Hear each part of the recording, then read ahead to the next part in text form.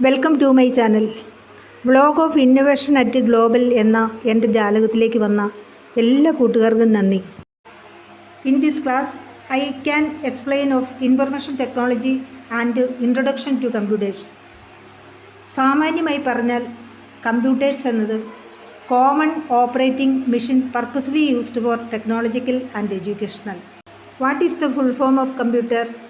C common, O operating, M machine, P purposely, U used for, T technological, E educational, R research. A computer is a machine that works according to a list of instructions known as program. It is an electronic machine that helps you to process data. It is used to solve problems related to almost every field such as education, home, medicine, science and research, animation and publishing. സമയപരിമിതി മൂലം അധികം തീർക്കാനാവില്ലല്ലോ.